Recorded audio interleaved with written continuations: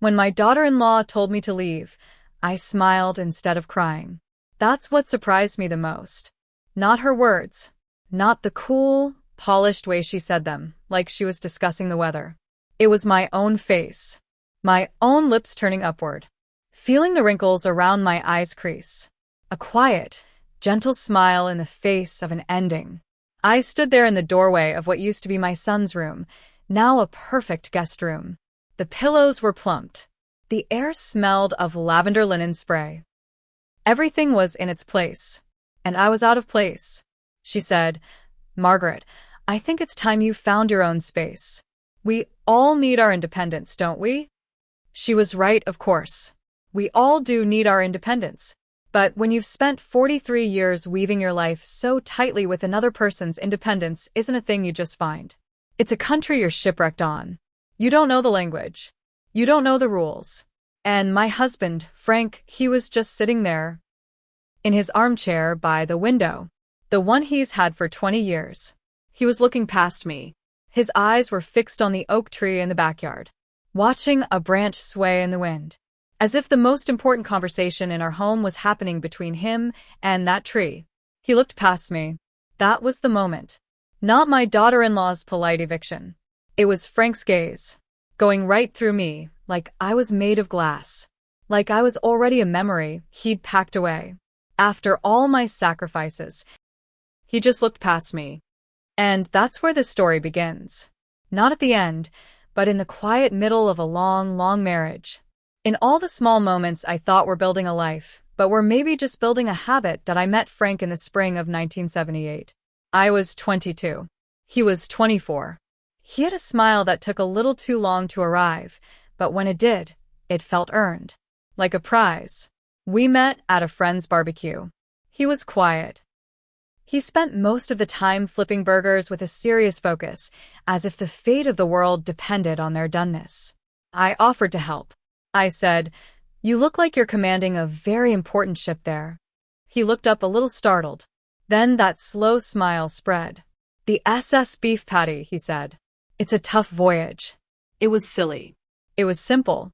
But my heart did a little flip. We talked about ordinary things. The price of gas. A movie we'd both seen. The way the sunset painted the sky pink and orange. He said it looked like sherbet. I'd never met a man who used the word sherbet. 2 years later, we were married. It was a small church wedding. My mother made my dress. It was simple, lace on the sleeves. Frank wore a suit that was a shade too big. He held my hands at the altar. His palms were sweating. But his eyes were on me. Only on me. He said his vows, and each word felt heavy. Real. Like a promise he intended to keep. We bought a little house. It needed work. The wallpaper in the kitchen had tiny, faded tomatoes on it. The floor squeaked. We didn't have much money. Frank worked at the printing press. I did secretarial work at the school district. Our life was built in the evenings, over plates of simple food, talking about our days. Frank would tell me about the problems with the press machines, the smell of ink on his clothes. I'd tell him about the funny things the school superintendent said. We'd make plans. We wanted to travel one day, see the Grand Canyon, maybe even go to Italy. We saved loose change in a big glass jar on the mantel. Squeezed my hand under the table. That squeeze said everything. We did it. We got him here. We're a team. After Michael moved out, the house was so quiet. The silence was a physical thing. It sat in the empty chair at the dinner table. It echoed in the hallway outside his bedroom. Frank retired. Just like that. 40 years at the press. They gave him a gold watch. It sat in its box on his dresser. He didn't know what to do with himself. His purpose had been the job. Providing. Now he provided for just us. And I think it confused him. We'd sit at the same kitchen table, with the tomato wallpaper long since painted over. We'd drink our coffee. "What's on your agenda today?" he'd ask me. "Oh, groceries. Maybe some gardening." "You?" He'd look out the window. A long pause. "Not sure. Might tinker in the garage." But the tinkering had no purpose. He'd just organized tools he'd already organized. We were two planets that had orbited around our sun, our jobs, our chores. Now, with those things gone, we were just floating in space, drifting, smiling at each other politely over the toast. I thought it was a phase. I thought we'd find a new rhythm. Maybe we'd finally plan that trip. The dream jar was gone, but we had a little savings. But Frank seemed to be receding, pulling into some inner world I couldn't reach. I'd talk and he'd nod, but his eyes were far away. I told myself he was adjusting. Retirement is hard for a man like him. Then the fall in the bathroom, just a slip on a wet tile. But he broke his hip. It was a long recovery, harder than we expected. Michael and Elena lived an hour away. They helped, of course, weekends. But the day-to-day, that was me. Cooking, cleaning, helping him to the bathroom, driving him to physiotherapy, reading to him when the pain made him too grumpy for TV. I was his nurse, his chauffeur, his chef. I didn't mind. He was my Frank. In sickness and in health. I meant those words. But something changed during that time. I became a function. A pair of hands that brought pills. A voice that reminded him of exercises. He stopped seeing me, Margaret, his wife who loved sherbet sunsets, and started seeing the caretaker. And I started to fade. The tensions were never loud. They weren't shouting matches or slammed doors. Ours was a house of quiet sighs, of sentences left unfinished. It began after Frank was back on his feet, but not quite himself. He walked with a permanent limp, a reminder of his fragility. It made him angry, not a fiery anger, a cold, quiet resentment, at the world, at his body. And though he never said it, I felt it at me. I'd try to cheer him up. Let's sit on the porch, Frank. The roses are blooming. He'd grunt. What's the point? I can't smell them from here anyway. I'll bring you a cup of tea. Tea's gone cold by the time you get it out there. Every offer I made was met with a gentle, quiet deflection. A no, thank you that felt like a door closing. Michael and Elena started visiting more. I was so grateful for it. Their energy filled the quiet house. Elena would cook these elaborate, healthy meals. She'd talk about her projects at work with such passion. Frank would watch her, a faint smile on his face. He listened to her in a way he hadn't listened to me in years. One Sunday, Elena was talking about a difficult client. I just had to be very firm with him, she said, slicing a tomato with precise cuts. I said, my boundaries are not negotiable. Frank chuckled. A real, genuine sound I hadn't heard in months. Good for you, Elena. You tell him. You know your worth. I was clearing the plates. My hands stilled. You know your worth. The words hung in the air. Over the steam of the dishwasher, I was loading. I felt a strange, hollow pang. Did Frank think I didn't know my worth? Or had I just never stated it like a boundary? Later that night, in bed, the room dark, I whispered. Frank. Did you mean what? You said to Elena? About knowing her worth. A long pause. The sheets rustled as he turned. It's a different world, Maggie. For women like her. They have to be tough. And women like me? The question left my lips before I could stop it. Another pause. Longer. You're different. You're you. You're you. It was meant to be an endearment, but it felt like a dismissal. Like I was a category. Wife. A simpler model from a different time. The real shift came when they suggested we move. It was a gentle suggestion at first. Over one of Elena's dinners. This house is a lot for you two to manage, Michael said, his voice kind. All those stairs. The big yard. We've been looking at these wonderful townhouses, Elena added, her eyes bright. Single level. Maintenance free. There's one with a lovely community garden, Margaret. You'd love it. My heart clutched. This house. Our home. The walls that held the echoes of Michael's laughter, of Frank's footsteps for 40 years. The kitchen where we dreamed over that dream jar. Oh, I don't know, I started. Frank spoke up.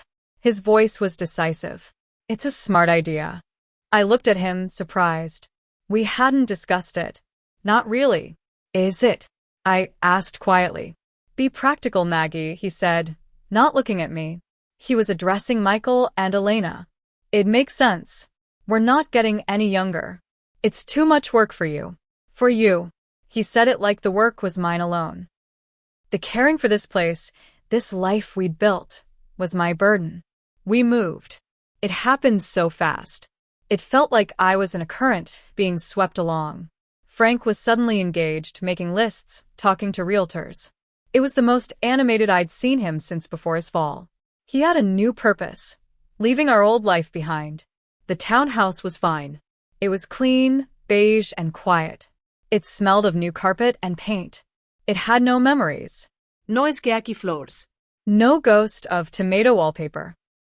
Our furniture looked awkward and old in it. Out of place. Just like me. And then, the unspoken plan became clear. Michael and Elena didn't just want us in a townhouse. They wanted us closer. The commute to check on you is so long, Elena said one day, her hand on my arm. And, with the baby coming, we'd just feel better if you were nearby. The baby. Our first grandchild. A joy so profound it took my breath away. It also became the ultimate, unassailable reason for everything. How could we argue against being close to our grandchild? So, the next move was proposed. An in-law suite in their new, bigger house. It's completely private, Mom, Michael said. Your own kitchenette, a living area. You'll have your independence, but we'll be right there. Frank lit up. That sounds perfect, he said, his voice full of relief. The relief of a man handing over the reins. The relief of no longer being responsible, even for himself. I felt a cold dread. Moving into my son's house. Even a beautiful part of it. It felt like a step backward. A move from being the head of my own home to being a permanent guest in someone else's. Frank, I said that night in our beige living room. Are you sure about this? Our own place, it's ours. He looked at me, finally seeing the anxiety on my face. But his own expression was calm, resolved. Maggie, be realistic. This is for the best. For everyone. We'll be a help to them with the baby. And they'll be there for us for when things get harder. When things get harder. He was already fast-forwarding to a time of walkers and nurse visits. He was ready to be in the passenger seat of his own life, with our son at the wheel. I looked at this man, my partner of 4 decades. I saw the future in his eyes. A future of ease, of taken care of comfort. And I saw that my feelings, my attachment to our own little world, were just a small obstacle in that path. Something to be gently, practically overcome. So, I gave in. I always did. I packed our lives into boxes again.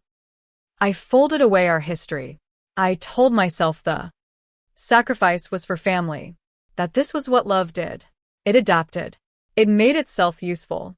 How wrong I was. The suite was lovely. Elena had decorated it herself. Soft grays and blues. It was stylish. Impersonal. A hotel room for permanent residents. At first, it was okay. The excitement of the baby's arrival was everything. Little Lily. She was perfection. Holding her, I felt a love so fierce and knew it made my old bones feel young again. I helped where I could. Made meals. Folded tiny clothes. Frank would hold her, his big, rough hands so careful, and for a moment, the old Frank was there. The one with the slow smile. But a household has its own rhythm. A rhythm set by the people who own it. Michael and Elena's rhythm was fast, efficient, and private. They loved us, but they loved their own life, their own little family unit more. And they should. That's natural. I began to feel myself shrinking, trying to take up less space. I'd wait to use the main kitchen until I was sure they weren't in there. I'd hesitate before knocking on their door, even though it was just an internal door. I became hyper-aware of my presence. Was I too loud? Was I in the way? Did I offer to help too much or not enough? Frank, however, settled in like he'd been born for it. He became part of their furniture. He'd sit in their living room, watching their TV at home. He had conversations with Michael about sports, with Elena about the news. He was Grandpa. A beloved guest who never had to leave. I was the help. the extra pair of hands. Margaret, could you? Was the constant refrain. Margaret, if you don't mind. My name was no longer Maggie. It was Margaret. Spoken with polite distance, the loneliness inside that beautiful suite was a vast, echoing thing. Frank and I, in our own independent space, had less to say than ever. We'd watch our little television. He'd comment on the shows. I'd agree. Our conversations were about the weather in the house. Elena said the plumber is coming tomorrow. Michael's working late again. We were two ghosts, haunting the edges of a vibrant life. The breaking point was so small, so stupid. It wasn't about the big things. It was about a casserole dish. I had used one of Elena's good ceramic dishes to make a lasagna. I washed it by hand, carefully, and left it on the drying rack. The next day, I found it put away in a high cabinet I couldn't reach without a step stool. Not a word was said, just a silent correction. A repositioning of an item to its proper place, away from me. That night, I broke. The tears came hot and silent in our bathroom. 43 years of sacrifices, my career, my dreams, my body, my time, my home, all boiled down to feeling like a trespasser for using a casserole dish. I came out, my eyes red. Frank was in his armchair, reading a newspaper. Frank, I said, my voice thick. He looked up, peered at me over his reading glasses. You all right? I don't think I can do this, I whispered. Do what? Live here. Like this. I feel invisible. He put the paper down slowly. He sighed. It wasn't a sigh of sympathy. It was a sigh of weary patience. Like I was a child complaining about bedtime. Maggie, don't be dramatic. They've given us a lovely place. We're safe. We're near family. What more could you want? What more could I want? I wanted to be seen. I wanted to be his partner, not his fellow patient in this gentle, gilded prison. I wanted our own kitchen with our own, incorrectly put away dishes. I wanted the right to be unhappy without being called dramatic. I want us, I said, the words barely audible. Just us. Like we were. We're old, Maggie, he said, his voice flat. This is what old looks like. It's accepting help. Being grateful. He picked up the newspaper again. The conversation was over. That was the first time he looked past me. Not physically, but with his heart. He chose comfort over us. He chose the easy path of being taken care of over the harder, messier work of caring for us, our relationship, our identity as a couple. A wall went up in my heart that night. A quiet, cold wall. The final turn happened a month later. Lily had a fever. Elena was frantic. I offered to stay home with her so Elena could make an important work meeting. I'd raised a child, after all. I knew about fevers. Elena hesitated. Just a fraction of a second. But I saw it. The doubt. Was I capable enough with today's parenting guidelines? Was I too old-fashioned? Are you sure, Margaret? She asked. I could just cancel. I'm sure, I said, forcing a smile. The day was long. Lily was fussy. You walked her, samt to her, called her for it. I felt useful. Needed. Like a real grandmother, not just an annex. Frank was out at a senior center lunch, an activity Elena had signed him up for. Elena returned early. She swooped in, felt Lily's forehead, checked the time I'd given the medicine on the notepad. It was an inspection, and I had passed. But passing felt like failing. You did great, she said, but her shoulders were still tense. It's just so stressful when they're sick. Later, after Lily was asleep and Michael was home, they called us into their main living room. They were sitting on the sofa, side by side. A united front. We sat across from them, like children in the principal's office. Elena spoke. Her voice was kind, rehearsed. We've been talking, and we're so grateful for all your help, especially with Lily. My heart began to pound. A sick, sinking feeling. But, she continued, we think it might be healthier for everyone for you to have your own complete space. Your own real independence. We found a wonderful senior living community. It's more of a resort, really. There are activities, people your own age, all your meals provided, She kept talking, describing pools, art classes, shuttle buses. It sounded like a brochure. A very nice, very final brochure. My eyes went to Michael. He wouldn't meet my gaze. He was studying his hands. Then, my eyes found Frank. He was looking out the large window behind them, at the big oak tree in their backyard. His face was calm, accepting. He was listening, but not to her words about art classes. He was listening to the promise of no more responsibility. No more being a burden or having a burden. A full-service solution. Elena finished her pitch. The air was still. Then she delivered the line. The gentle eviction. Margaret, Frank, I think it's time you found your own space. We all need our independence, don't we? And I smiled, because the pain was so absolute, so total, that my body didn't know what else to do. All the love, the years, the sacrifices, they led to this polite suggestion in a tastefully decorated room. And Frank, he just looked past me, through the window, into a future where he wouldn't have to see the hurt in my eyes anymore. He had already left. He was just waiting for his body to catch up to where his heart had already gone. After all my sacrifices, my husband looked past me. And in that moment, I was finally, completely alone. The silence in our suite after that meeting was deafening. Frank finally turned from the window. He looked at me, saw the smile still frozen on my face. For a flicker, I saw something in his eyes, confusion, maybe a tinge of alarm. But it was quickly smoothed over by his new, practiced calm. Well, he said, clearing his throat. That sounds sensible. I didn't reply. I just stood up and walked into our little kitchenette. I put the kettle on. The most ordinary action in the world. The click of the switch was a gunshot in the quiet. He followed me, standing in the doorway. Maggie. Don't be like this. Like what? I asked, my voice strangely even. Upset. It's a good solution. For who, Frank? I turned to face him. The smile was gone. For who is it a good solution? For everyone, he said, a flash of the old frustration in his voice. They need their life back. We're crowding them. This place, it has everything we'll need. They even said there's a woodworking shop. I could maybe. He trailed off. He was already planning his hobbies in exile. That's when I saw it with crystal clarity.